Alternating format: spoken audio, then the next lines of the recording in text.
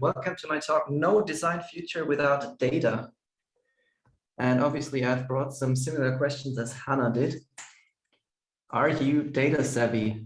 And feel free to turn your cameras on and nod or write in the chat, make yourself heard in some way or another. Shaking your head is fine as well. Are you regularly talking to data scientists or to data engineers, to some data people, and not only designers? And have you ever tasted the sweet honey? Yes, we call it sweet honey. I personally don't like honey too much, but every time my girlfriend puts it in somewhere, I like it more. So have you ever tasted the sweet honey that is made between data and design? And if your answers were no, please don't worry. Like my answers were no a year ago, and there's a way to change. And if someone deep down in Bavaria can change, you can change as well. So no worries. And here's what changed and why you should listen to me now. I have a short journey after me. Long back in the times, I wrote a master thesis about data-driven design, then worked at a marketing agency mainly where we did corporate websites. And then I got disappointed. And I got disappointed a lot because all the beautiful things that I thought were possible with data simply weren't possible because of so many reasons. Like we didn't have the data, we didn't know how to do it, we had too few users to have any good examples, we had no significance, and so on and so forth. So I sort of stopped that journey. But then obviously more and more buzzwords came up, like game theory, statistics, data, big data, bigger data, the biggest data, machine learning, artificial intelligence. I think you've heard them all before.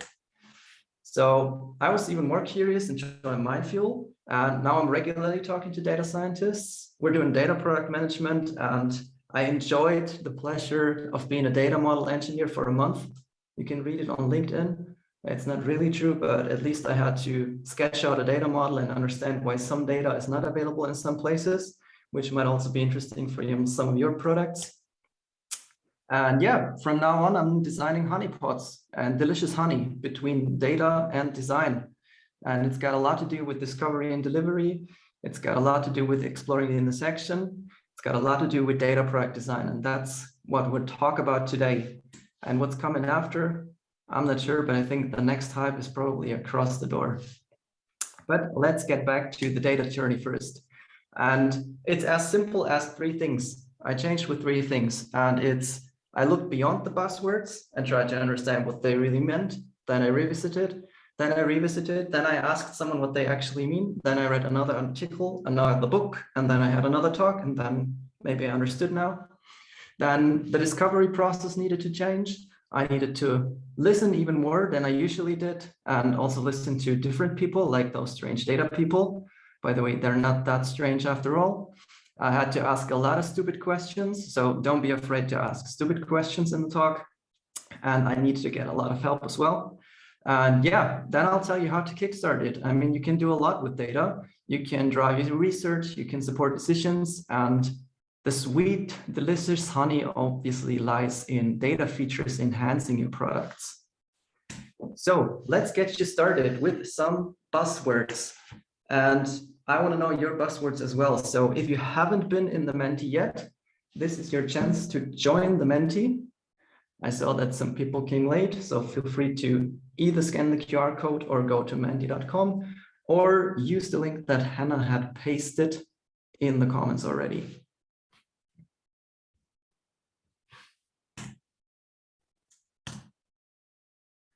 And my question is, what are your favorite data buzzwords? And you don't have to explain them, so you can really put everything there.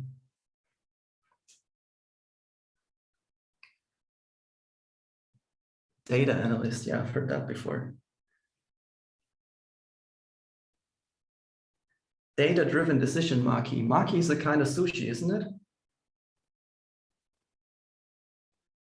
Analysts, engineers, scientists, blockchain, AI. Yeah, keep them going. I covered some of those.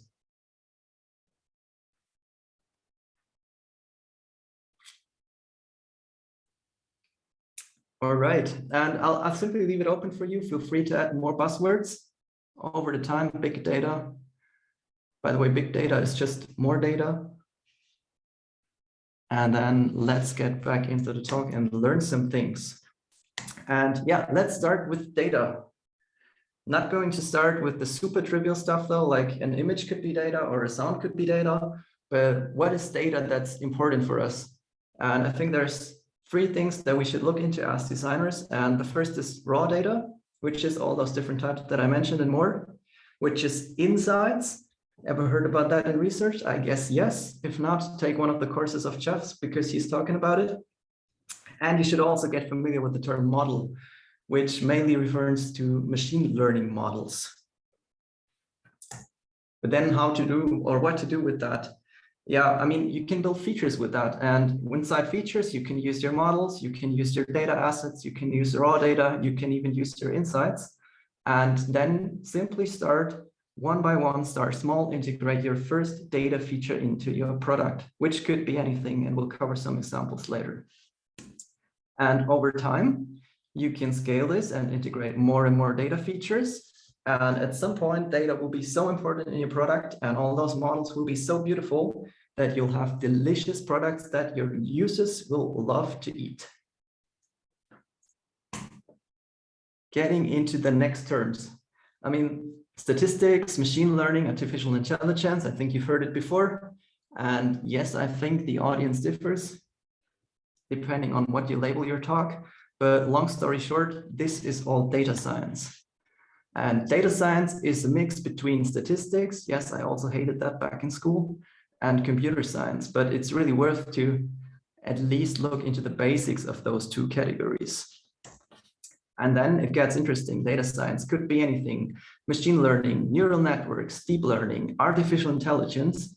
And I think it might come to a surprise to some people, because it was a surprise for me, for example, that deep learning is simply in quotation marks, simply a subcategory of machine learning.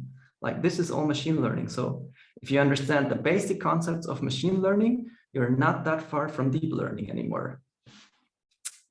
And next we'll look into machine learning and afterwards into AI. And no, obviously machine learning is not just simply steering in data and applying a trillion different models until something works somehow, maybe slightly, but it's more than that. Like, there's 3 different types of machine learning. And the first is supervised learning, which means you supervise the learning curve and you help the model to find links between some input variables and an explicitly stated by you target variable.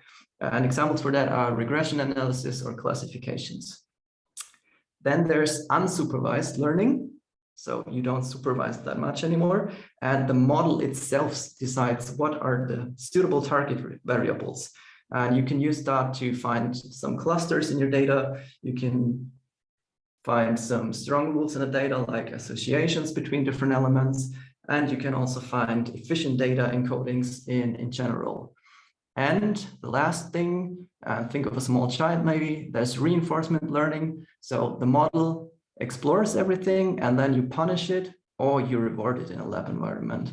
Obviously, a model doesn't take sweets, but if you simply tell it, yes, this was right and this is what I expected, then it will continue in that direction.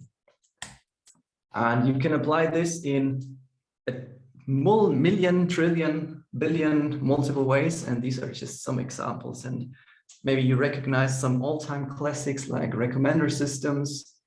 Maybe you can read gaming down there and think of chess machine learning models, or the new Go from Google, demand forecast, everything that's important in marketing or in pricing, churn prediction, and so on and so forth. Though you see, there's really a lot of different application possibilities.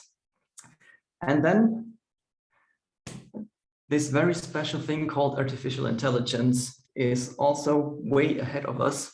A long way is ahead of us in that. And long story short, we are still in the category of a narrow artificial intelligence, which means artificial intelligence by now can solve a constrained range of tasks, is also called a weak artificial intelligence, and examples are chess programs that play against you or Siri.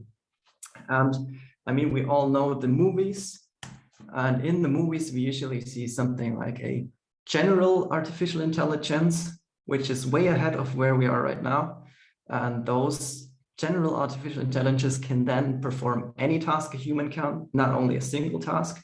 I mean, if you tried to use the same model that plays chess and say, yeah, now you're Siri, that simply wouldn't work because it can't be Siri, it only learned to play chess. But an artificial general intelligence could do that, would be called strong AI and does not even exist yet.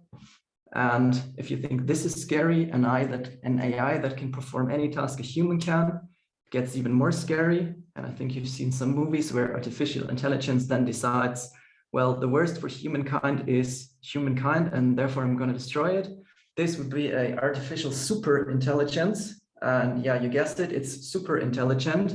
It even has a consciousness and would be smarter than any human in any field. And I mean, the good story is also this does not exist yet. And one thing to know, like humans usually overestimate the short-term impact, which means like if I now hear about artificial superintelligence, I think, yeah, this is really close, but they underestimate long-term impact. So if this hasn't happened in a year, we probably think this is never going to happen.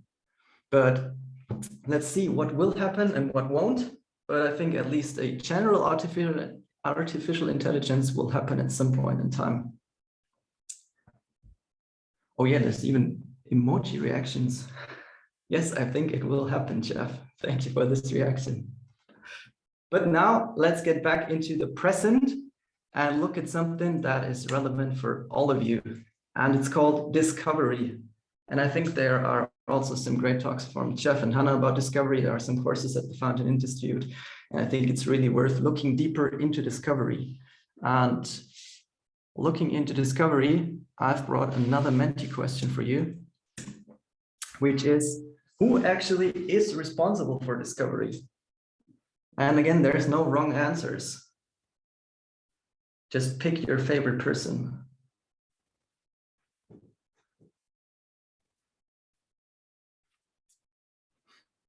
All right, so we have 3 product managers in the call, maybe?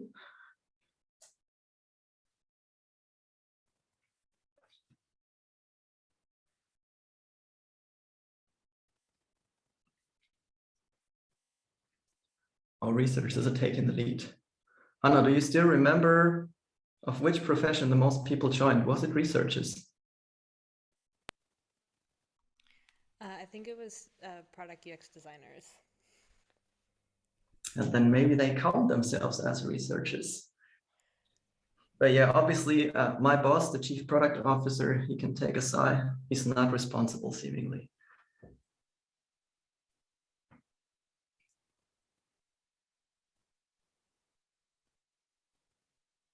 All right. So you probably expect an answer of me, and I'd say it's not that simple. It depends what you want to discover.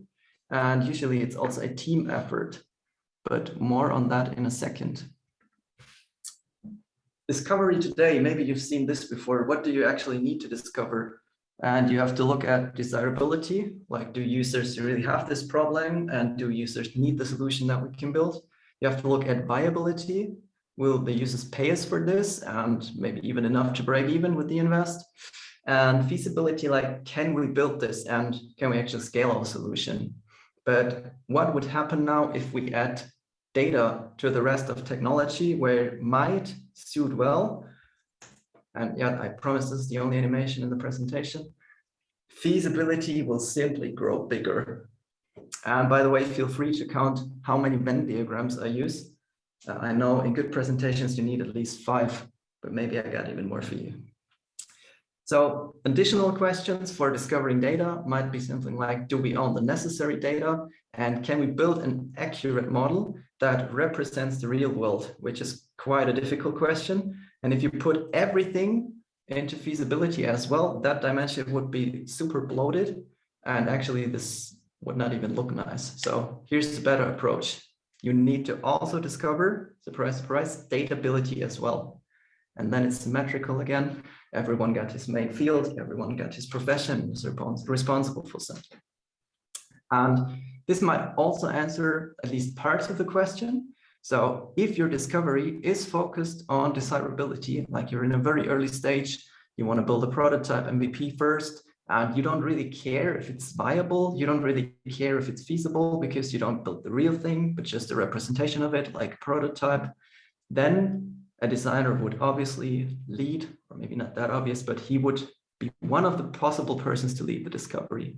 Then at a later stage, if it's about integrating a different tool into your product, then feasibility might be more important. So an engineer might lead the discovery. And long story short, it depends. And here's what I think that designers should own in the discovery. And designers should definitely own desirability and should be able to sort of cover viability. And that would make a great designer, a good designer. But if you want to cross the frontier to a great product designer, I think you should also understand feasibility, like all the technical stuff, some code, some HTML, what the heck is JavaScript, but you should also understand datability. And understanding it starts with learning some of the buzzwords and being able to at least talk with data scientists. And the good news is, if you start talking with data scientists, you'll recognize something very quickly. And it's that we want the same things. So why not join forces with data scientists? And what we want is not to be right from the start, but become less wrong over time. That's what discovery is about, isn't it? So we all need to understand the business context. Yes, this is still about business. If you're working at a company that sells something, then we need to explore something like data that is available, that isn't available. Then we as designers would do some user research, and this would fall all into problem category. Then we try to sketch a solution for the problem that we found. And you can see the arrows. This is going back and forth, back and forth, back and forth, feedback loops, and so on. And yeah, the data scientists would prepare data, start modeling, evaluate the model, improve, improve, improve. We would prototype, usability test, improve, improve, improve. Then, only then, build the real thing. If we're sure that we're building the right thing, then we're going to build it right, deploy it, release it. And afterwards, I know we're sometimes lazy, but yeah, we should also track what is the real impact of what we just released and not what is the impact that we expected it to be. So data scientist needs to monitor his models, and we need to track and analyze our feature releases as well. And while we're at it, like, I mean, this sounds maybe like a teacher. Yes, you should really, really, really also after you released, check it, track it, and see if you were right. There's some more things that we should get right. And I brought you 3 of these. And please don't be shocked by the next slide. This is super overwhelming, but I put this together yesterday night. So data scientists and also designers usually want to treat users ethically. That means you should eliminate algorithmic bias in all your different models. And as designers, I also just took a simple example. There are more examples. We should eliminate using dark patterns. And yeah, as you can see, there are multiple ways to introduce unfairness, like in the way how you collect data, in the way you select user groups that you interviewed, in the way you select what data that you collected you want to use, and what research and what insights from which users you want to use. Like you can decide to only show your manager one of the interviews if this is just what's suited to what you had built before. There's a lot of possibilities to introduce unfairness when you base your decisions on wrong assumptions and don't test those assumptions first. And yeah, masking, like, this is the worst because this would mean that you actively introduce bias and dark patterns, for example, if you optimize for something that is not ethically after all. But the good news is there's also multiple ways to introduce more fairness. And I'm not going to spend too much time on it, but basically you can do this before you start with your discovery or with your collection. You can do this during the process of building a model and afterwards. And as you might guess, it's easiest to set everything up correctly right from the start and try to remove bias right from the start. And yeah, this is the favorite part of my talk. Maybe some people guess what it's about already. So yes, design seniority comes with beard lengths. I'm sorry, Jeff. And it also comes, and yes, I wanted to progress in my career. It also comes with long hair. So yes, these are the two things. So stop shaving and stop getting your hair cut. And what I'm talking about, obviously, is correlation versus causality. And I think this is one of the easiest examples that one could make up. So if it's dry, hot, and sunny, and a summer weather, that causes sunburns. And that also causes ice cream sales to increase. But having a sunburn doesn't mean that you also have ice cream. Just because both are caused by the same thing does not mean that they itself have a causation. So ice cream doesn't cause sunburn, and sunburn doesn't cause you to buy ice cream, unless you want to throw it all over your face, but I don't recommend that. And one more thing that I also heard in one of Jeff's talks about experiments. Some people do this quite a bit. The technical term is chasing the p-value, but for the first time in my design life, I'm not saying it depends on something, because this time it really does not depend. A result is either significant or it isn't. And for you to be able to determine that, you need to set your level of significance that you want to achieve beforehand. So, for example, if you say that 5 of 8 users need to pass a certain test, then if only 4 users passed it, this result is not significant. And you cannot change it afterwards just because you have some data that you weren't expecting. Like some examples, and this is really from scientific papers. Some people really write stuff like flirting with the conventional levels of significance. And as you might guess, no, this is not significant. Narrowly escaped significance. Now just simply write, it's not significant. We did not find this to be true. Or possibly marginally significant. Like this could be one of my favorite terms if we talk with some stakeholders, like possibly maybe we could do this slightly marginally in that direction in the future. No, it's just a simple, this is not significant. So please, please, please get this right, and you'll be friends with data scientists. And now let's get even more hands-on and get back to your everyday life. Like how can you kickstart all that stuff in your different products? And I brought something for you in Menti as well. And I'm really curious on your answers. So in Menti or here in the chat, please name a more iconic duo. And yes, this is the original. So bonus points if you know who these two girls are.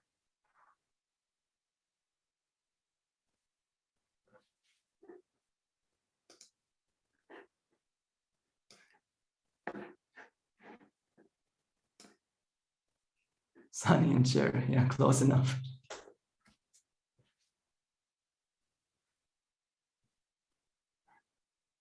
Tom and Cherry, good old days.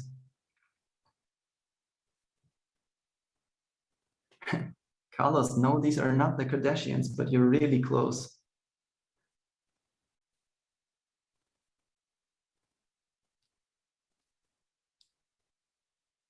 Don Norman, or as I learned, Ron Dorman.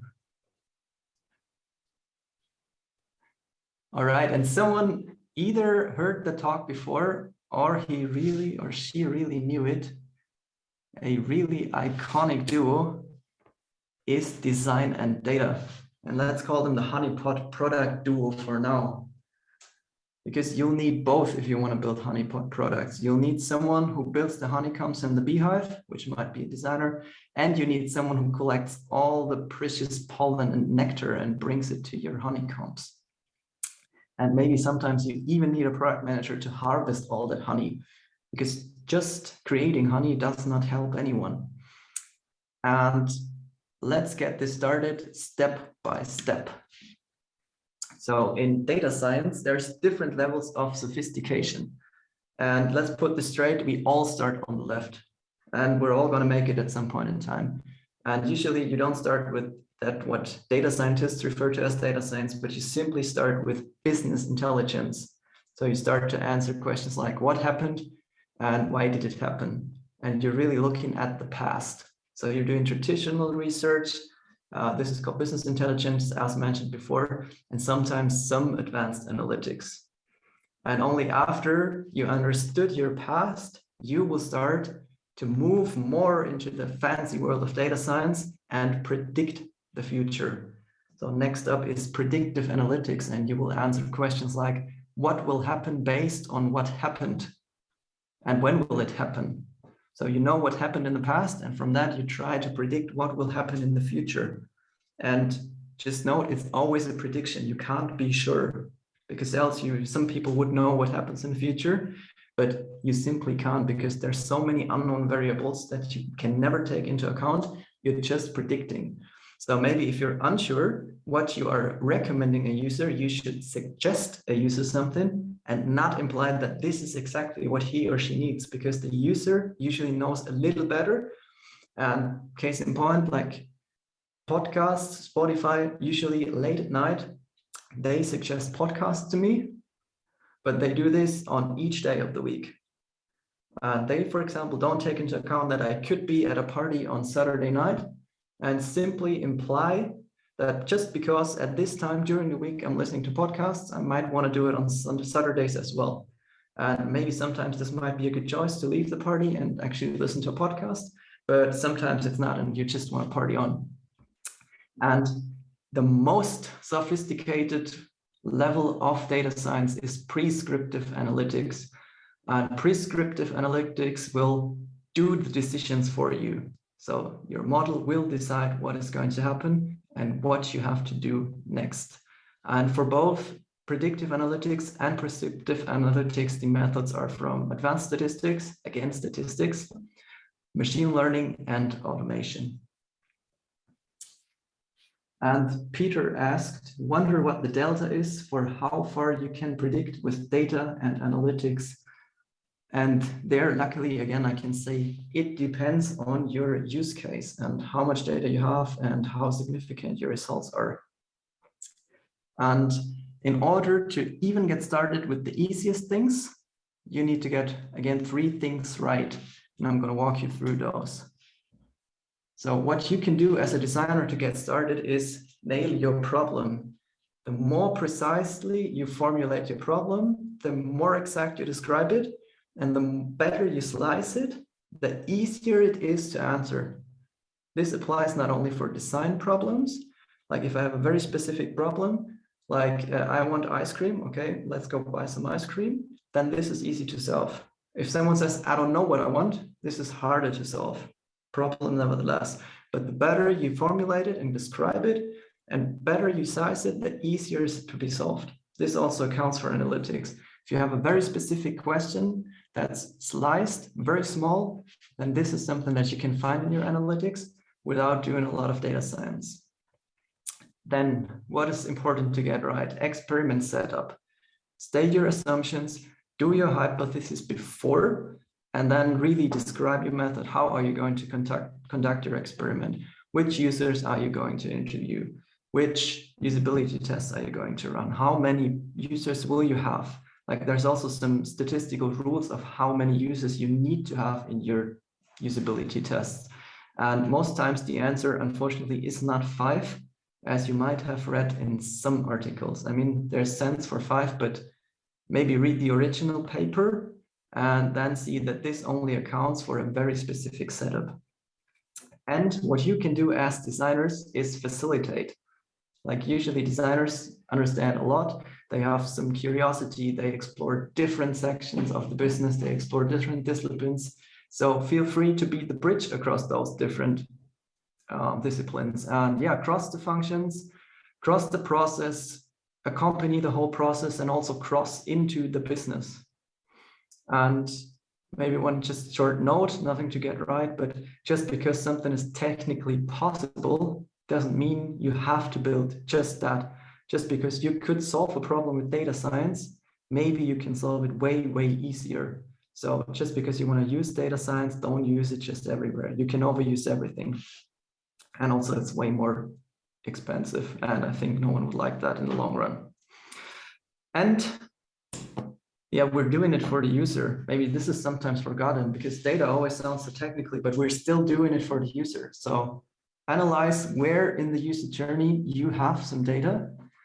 Usually there's some different steps in the user journey. Maybe there's a business process behind it that has also the same steps. And at each step, usually you will have some sort of data. And then first step is to digitalize those data. And then you process it. Then you have some information. You analyze this, you gain some insights, and then you can gain some value out of that if you take action and integrate some data features.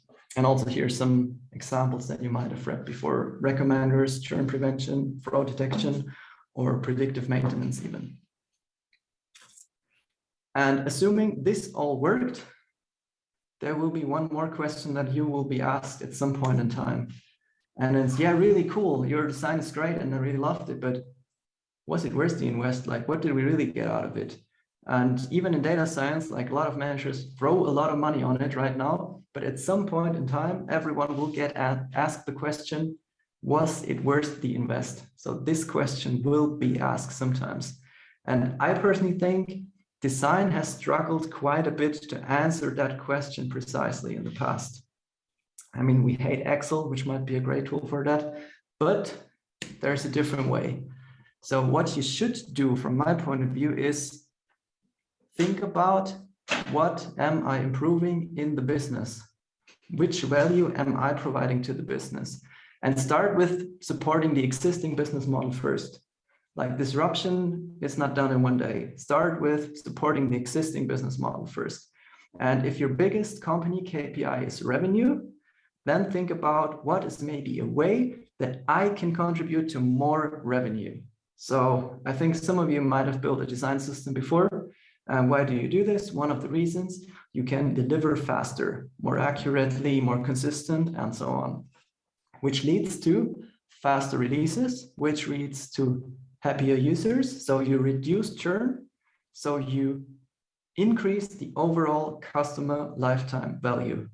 So that way, a design system contributes to the revenue. Like, it's not super easy to measure, but if you have your data scientist of trust with you, they might even help you with that, because they have to answer the very same questions. They also have to answer, yeah, you built this expensive 2 million recommender model. Like, what did that really do? And the data scientist will answer, well, it reduced the churn, and thereby we increase the customer lifetime value, and thereby we have more overall revenue. So long story short, also don't neglect business value when you design. Might be not the fanciest part in business, but hard truth, business oftentimes is about revenue. So my final question to you: is there a design future without data? And you might say, yes, well, sort of, it depends, but different question, like, can you be a great designer without understanding any code, like without even some basic code? And I think no. So actually, in the future, you probably will need some data in your design toolkit. And if you don't have it, you'll probably never be able to build one of the following beauties, which are examples for Honeypot products. And Netflix is one of those, because I personally don't want to search a huge movie database. I just want to watch a movie, like with the Thermomix. Maybe you know it. You don't want to cook, you want to eat. And I don't want to search for recipes. I simply want to eat. And proof for that data science is important here, is that 80% of all content views are generated through the machine learning model recommender that Netflix is using. They even have a page, you can see it on the left, not sure what to watch, and they'll simply play something that they state, no, you will love. I tried it, it works sometimes. I'd say like 1 out of 4 times they recommend something cool. But that's something, and you'd only have to click 4 times and not 1 trillion times in the huge database they have. Another example, I mean, I hate to put that as an example, but it is an example. Like, I used the same browser, the Brave browser, the same mode in private mode. I used the exact same search term, and it was the exact same case. There's a page out there that's called growth.design, and I simply couldn't remember the name of the page. because I only remembered that it was about psychology in UX and that they did case studies. And using the DuckDuckGo search engine, I mean, privacy is cool there, and they stated on their first page, but the search success was very limited, and I had to scroll down all the way to the mid of the second page to find out that I was looking for growth.design. And actually, I did not do that. I just opened Google, put in the very same search term, and it was the first result after the ads. So even if you have like a similar model, a recommender model, they are recommending me website pages, the data you have behind that and the attributes and features you take into account, that's really what makes the difference. And I think with nailing the problem and also helping what is the user trying to achieve, which different categories of users do we have, a designer could help a data scientist as well. Not only data scientists could help designers. And last example, TikTok. I don't know if we have any TikTok users here. Like, I'm not using it actively, but there are some hilarious John Mayer videos where someone replaces the sound. I think only guitarists will get that. What they do is they personalize right from the start, maybe even do a little too much of that. Like, I don't want to scroll through 20 categories, but if you click on comedy, you are very likely to see something very funny as your first video. And then they continue to customize your stream with learning from your behavior. Which videos do you like? Which videos do you share, interact with? And what they also use to their advantage, like, you never know what's coming next. So their recommendation model just picks a random video and they rewards you really quick. Like, you get something that's a surprise with only doing a little flick. And I mean, everybody loves surprises. And if this sounds like a far future to you, no need to worry. It's data science, not rocket science. Not sure if someone will coin that term, but if you have nothing to take away, just take away 3 things from today. And the first is, start by looking beyond buzzwords. Try to speak the language, understand the concepts, and that will help you in each of your conversations with data designers, data scientists. Then change your discovery approach. Facilitate and understand all involved parties, also data, and remember, you're always better together. And start kickstarting your product with data, and really start easy, like enhance the experience a little, contribute to your business goal a little, start with some analytics, start with a dashboard, but just start and don't forget your users. And yeah, after mastering data, you'll probably be done forever, you think. No, you're probably not going to be done forever. I mean, the next hype is around the corner, but not today. So master data and then buckle up for Web3 or whatever is coming next. Then understand the concept again, and then you can design for the hype. Thank you so much, Max. Giving you a round of applause myself. This is really insightful, and I'd love to take some questions from the audience as well. So just a reminder for everyone, you can enter any questions you have for Max. As he said in the beginning, there are no bad or dumb questions about data, and so please feel free to enter those in. So yeah, we'll start off with, we have a question here. Can AI take the designer's work in the future? What do you think? In the very far future, probably yes. And if you remember the model of AI, right now AI is able to do a very limited range of tasks. So yes, some tasks can be done by an artificial intelligence or an algorithm, maybe just a simple algorithm already. Like PowerPoint has this would be a great slide layout feature. But if you use it, you'll soon see that this is nowhere near how it should be. This is not how you flick the questions. This is how you flick them. Yeah, so what advice do you have for a designer that would like to be more data-driven in their decisions, but their company is not quite there yet? It's the same with the recommendation for UX research. Start small. Just start small, plan it ahead, get some help. I mean, this is my number 1 tip. Get some help. There's probably someone in your company that would like to do it as well. and then just team up with that person, do something small. And if you can prove that this contributed to the overall business, then they're probably going to let you do more. Yeah, I think your slide on the business value was really kind of clicked for me and made it a little bit more relatable in a way of like being able to show how you can collect all the data, use all the data you want, but if you're not showing how it's actually changing and impacting the business, it really can be a disconnect there. And yeah, if you can start small and do a little thing, it's such good advice to show how this small thing could impact larger down the road, impact in the company, then it's a great way to start off too.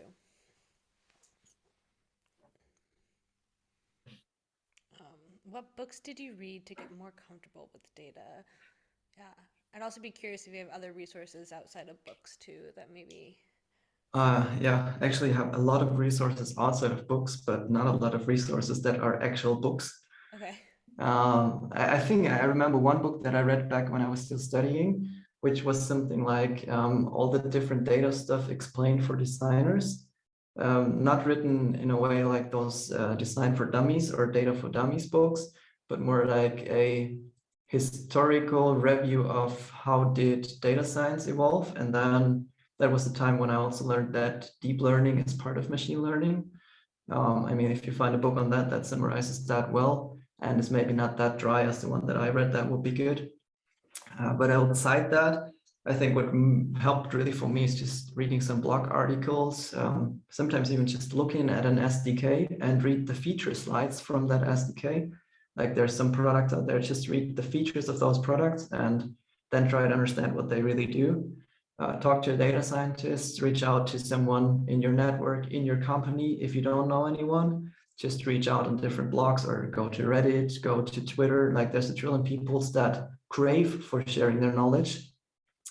And yeah, Google the term, Google what you want to achieve, and then just float from there. Like it's Googling. And I think we all have to Google a lot, so you might be familiar with that. Yeah. I saw some other people put some links in the chat as well of some maybe resources they use or helpful as well. So thanks for that. That's awesome, because then I can also add them to my list maybe. I think I also have still a lot to learn. Yeah, for sure. Where does the term honeypot come from? I don't know how that started actually. But yeah, it's because like we think at Mindfuel that there is something delicious between data and design. And yeah, you need to put a lot of work in it. Like bees have to put a lot of work into making honey. So we came up with honey.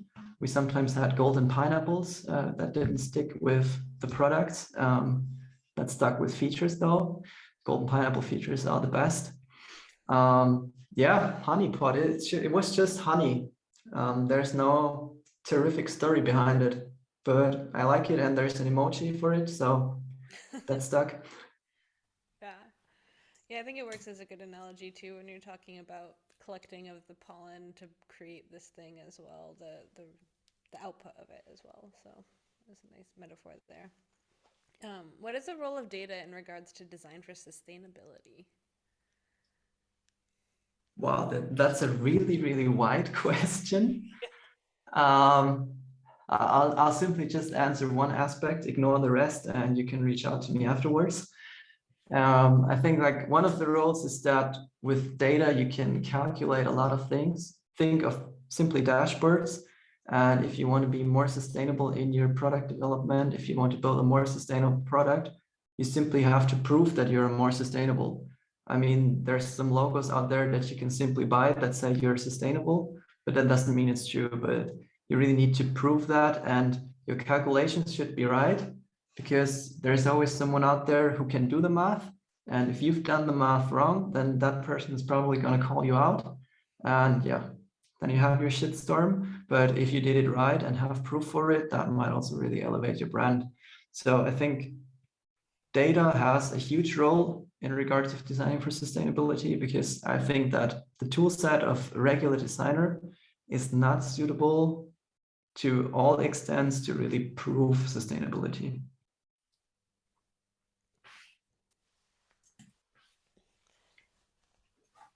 And I think we have, that was the last question. Okay, yeah. That was the last question in the menu, at least. Though I'm not sure if there's more questions in the chat. Maybe I didn't check that. Yeah, I saw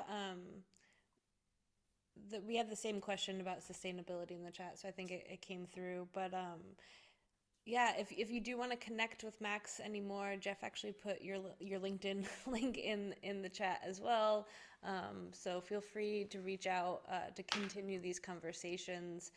We had a question about will this recording be available? And yes, it will. We'll put it on our YouTube channel. So if there was a deep dive of the slide you wanted to look at, or want to hear what Max had to say again, you can definitely rewatch it. We'll also be sharing the slides in our email tomorrow, which you'll get access to through an email after today. So you can really dive into those, some of those really intense slides that maybe you want to take a little bit more time on. But thank you so much for your talk today, Max. It was really wonderful. It was really great having you here.